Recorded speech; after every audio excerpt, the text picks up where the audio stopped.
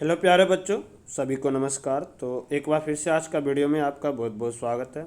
बच्चों, आज का वीडियो में हम लोग बात करने वाले हैं मूल्यांकन कार्यपत्र 2 का, यानी कि मैथ का जो है ये असेसमेंट वर्कशीट 2 है और ये क्लास 9th की मैथ की असेसमेंट है और आज की तारीख 3/8/2021 है। तो बच्चों, ये जो वर्कशीट है, ये जो असेसमेंट है ना, पहले वाले असेसमेंट से बिल्कुल अलग है। पहले बता दें, पहला असेसमेंट 10 नंबर का था, 10 क्वेश्चन था, 10 मार्क्स का था। इस बार क्वेश्चन 10 ही है लेकिन 20 अंक का है। कितने मार्क्स का है? 20 मार्क्स का। आपका जो 4 क्वेश्चन है वो तो 1-1 मार्क्स का, तो यानी कि 4 मार्क्स का, तो ये हो जाएगा। ठीक है बच्चों। उसके बाद 2 क्वेश्चन 2-2 मार्क्स का है, यानी कि हमें सोल्व करके लिखना है। देखो, एमसीक्यू नहीं है कि आप सीधा आंसर लिखोगे। ये 4 क्वेश्चन में तो आप ऑप्शन आंसर सीधा लिख दोगे, फर्स्ट का ये, सेकंड का ये, थर्ड का ये, फोर्थ का ये।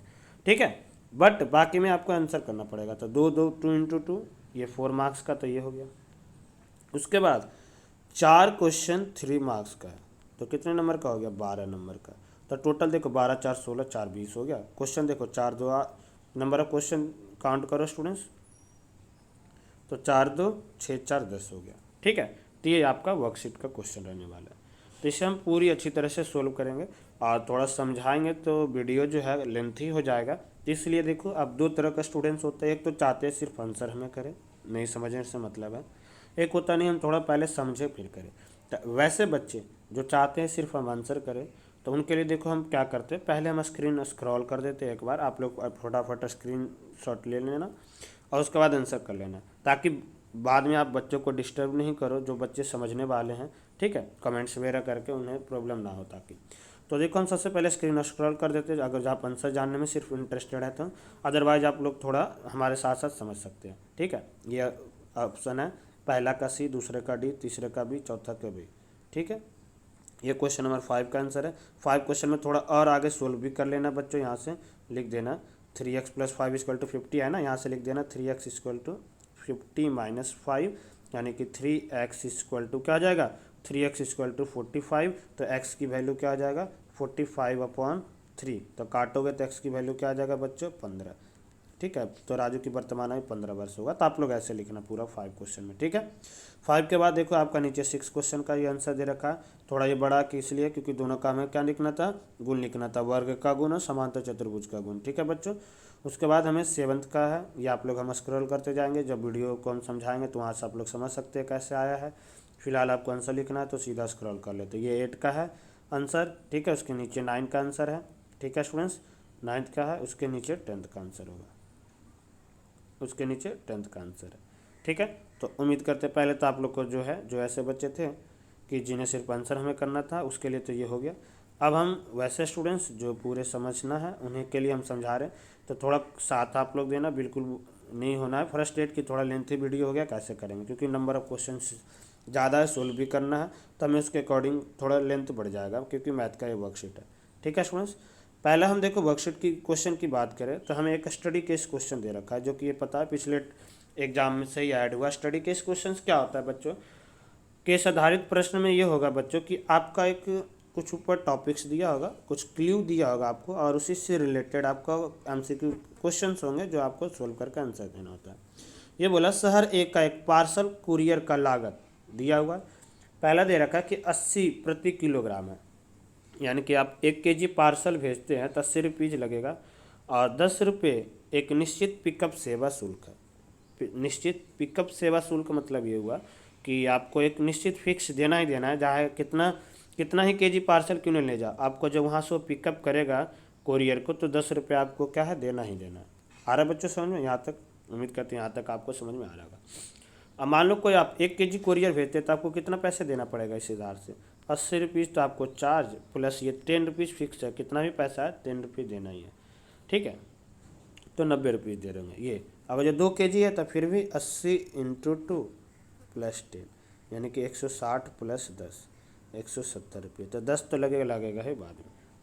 अब यहाँ से हमें पहला प्रश्न जो था बच्चों, वो ये दे रखा था कि यदि रमेश ने 1290 रुपये का भुगतान किया तो उसके पार्सल का वजन कितना था?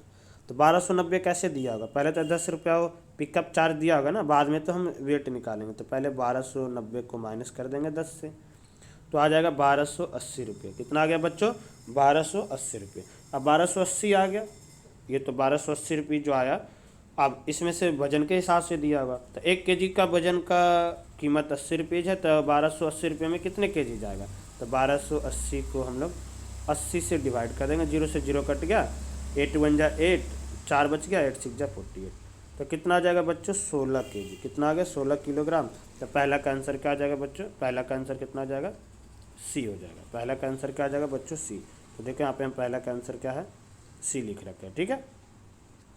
दूसरा जो था बच्चों, दूसरा जो प्रश्न है ध्यान से समझना। पहला का आंसर क्या आ जाएगा? सी, 16 kg का उसका था पार्सल, तब जाकर 1290 रुपये देगा, ठीक है। दूसरा था कि रानी अपनी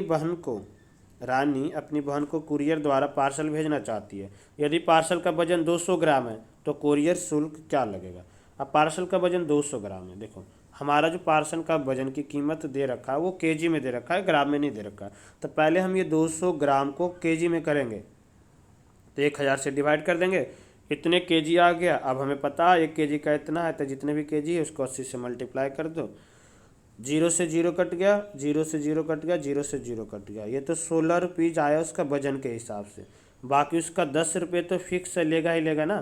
तो टोटल कितना हो गया बच्चों? 26 रुपये हो गया। कितना हो गया? 26 रुपीज़ हो गया। तो यानी कि इसका आंसर हो जाएगा आपका डी, यानी कि पहला का था सी, दूसरे का हो गया डी। क्यों? कितने रुपीज़ देगी? 26 रुपीज़ देगी। कैसे देगी? उम्मीद करते हैं आपको समझ में आ रहा होगा।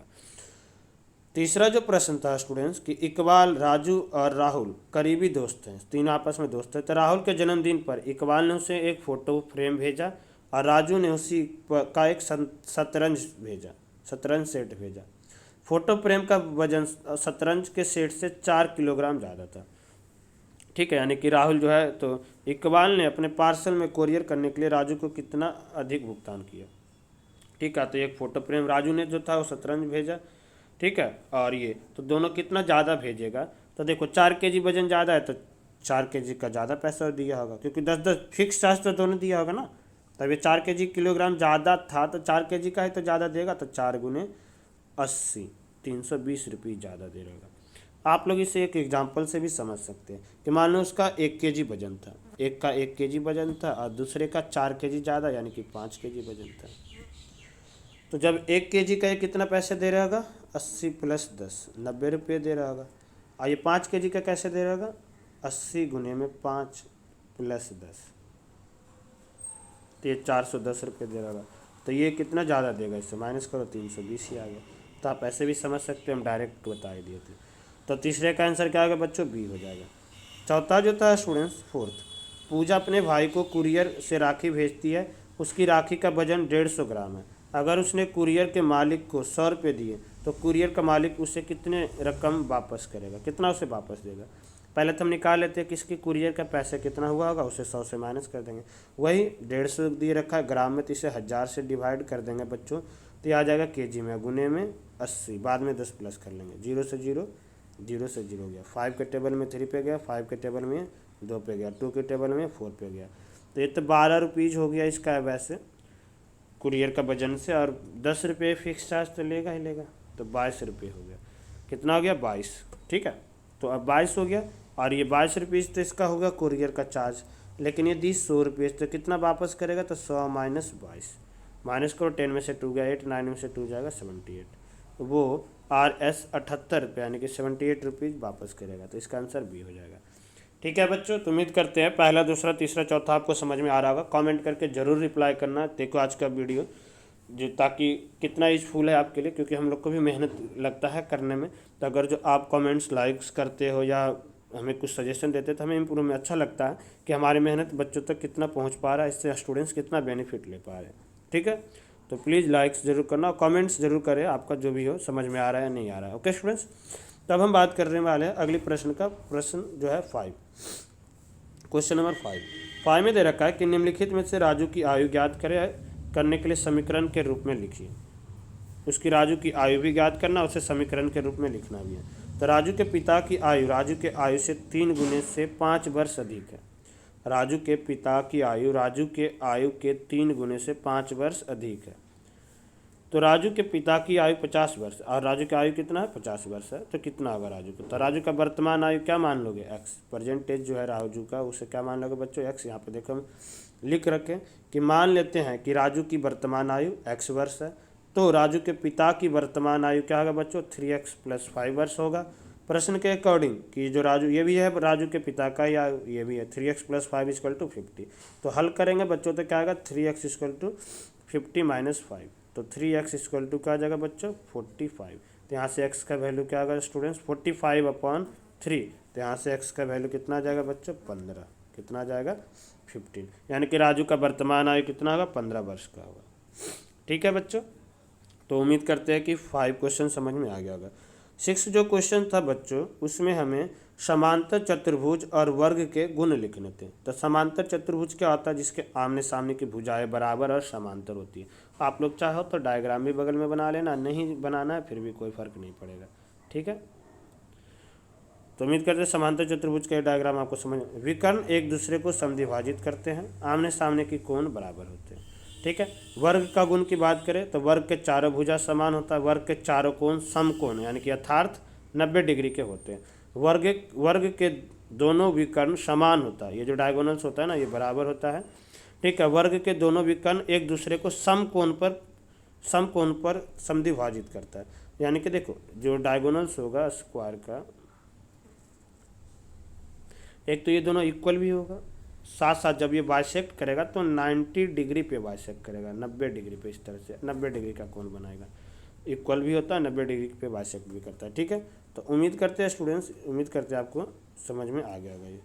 उसके बाद 7th क्वेश्चन की हम लोग बात करते हैं। 7th क्वेश्चन की बात करते हैं बच्चों, तो 7th क्वेश्चन में देखो हमें ये पैरेलल लाइन दे रखा है, एल एम का पैरेलल है, पी क्यू का पैरेलल है, ये हमें एंगल ये एक 60 डिग्री दिया हुआ है, बाकी ए बी सी डी ये सभी एंगल्स निकाल लेते हैं।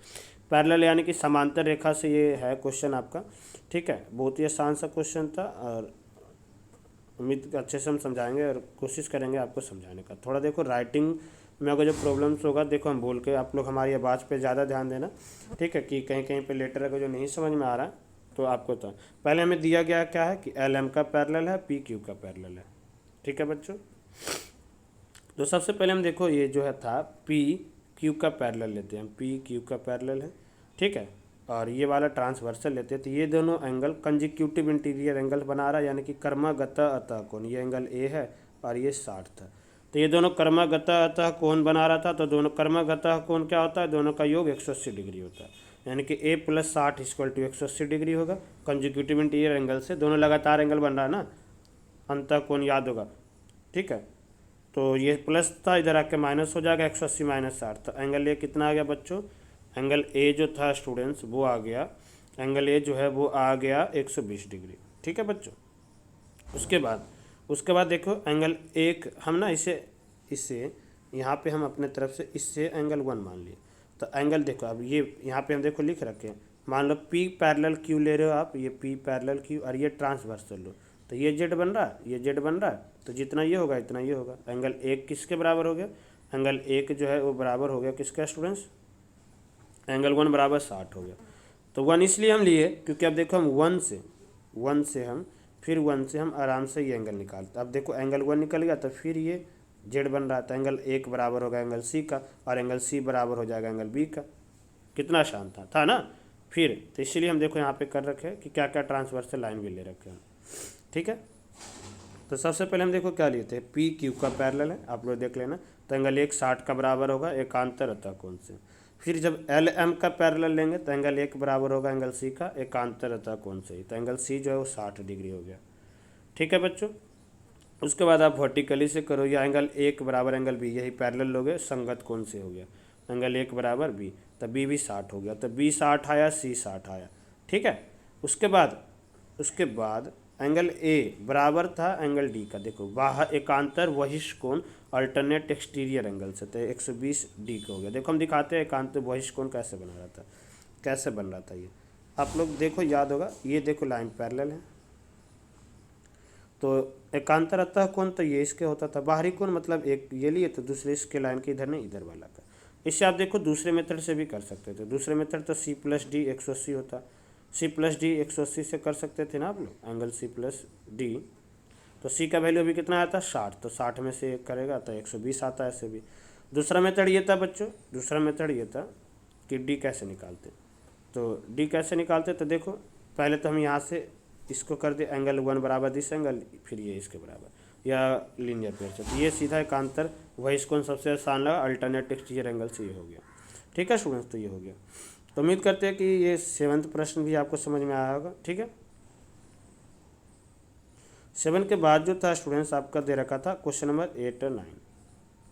पहले देखो हम ये बोला कि कोई यदि एक संख्या के 4 गुना में 10 जोड़ा जाए, कोई एक संख्या है x, उसके 4 गुना मतलब 4x, उसमें 10 अगर जो जोड़ा जाए तो वो संख्या, तो परिणाम संख्या के 5 गुना से 5 कम होता है। संख्या x था तो उसका 5 गुना 5x में 5 कम होगा। ये हमारा समीकरण बन गया, x का हल निकाल लेना था। ठीक है बच्चों, तो हम देखो एक बार यहाँ पे नीचे कर रखे हैं आपके लिए क्वेश्चन नंबर 8।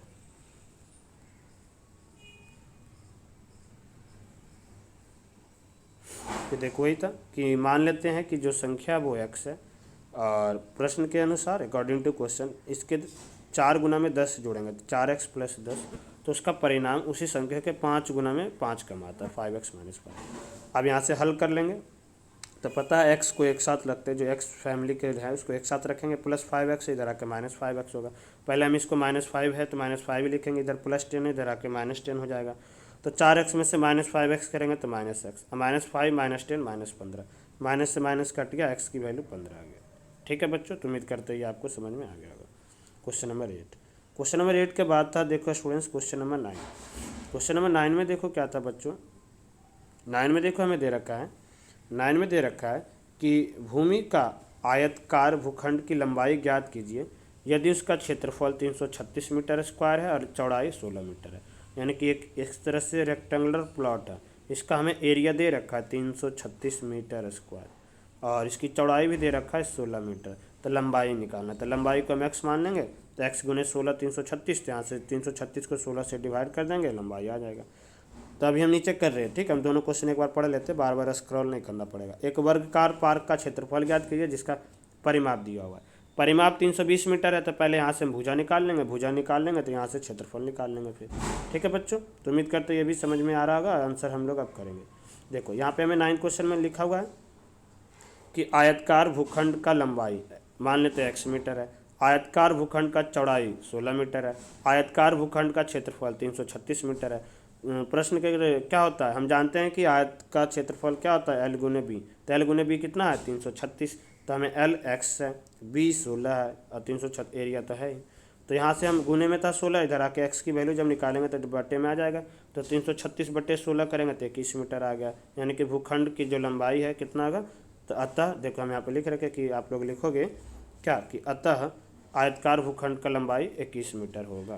क्या होगा, 21 मीटर होगा। ठीक है बच्चों, उसके बाद जो था वर्कशीट का आखिरी क्वेश्चन जो था बच्चों वो ये था कि वर्गाकार पार्क का परिमाप 320 मीटर दिया हुआ, तो वर्गाकार पार्क का परिमाप क्या होता है 4 गुने भुजा, मतलब 4 गुने भुजा दे रखा है 320, तो यहाँ से भुजा निकालेंगे तो 320 बट्टे 4 80 मीटर आ गया।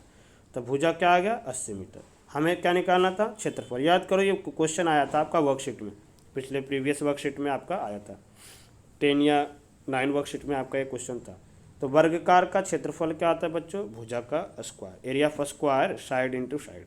तो 80 का स्क्वायर बराबर 80 का स्क्वायर यानी कि 80 इंटू 80 करेंगे तो क्या आ जाएगा 6400 मीटर स्क्वायर। ठीक है, 8 को 8 से करेंगे 64, 2 0 आ गया। ओके स्टूडेंट्स, तो आई होप कि देखो आज का वीडियो आपका काफ़ी यूजफुल रहा होगा और आप लोग काफ़ी चीज़ों को समझे भी होंगे, और वह जो असेसमेंट था वो करने में काफ़ी आसान रहा होगा। तो प्लीज़ अपने दोस्तों में ग्रुप्स में ज़्यादा से ज़्यादा इसे शेयर करें ताकि ज़्यादा स्टूडेंट्स इसका बेनिफिट ले सकें। ओके स्टूडेंट्स, तो फिर मिलते हैं अगली क्लास में। जब तक आप लोग घर पे सेफ रहिए, सुरक्षित रहिए। जय हिंद।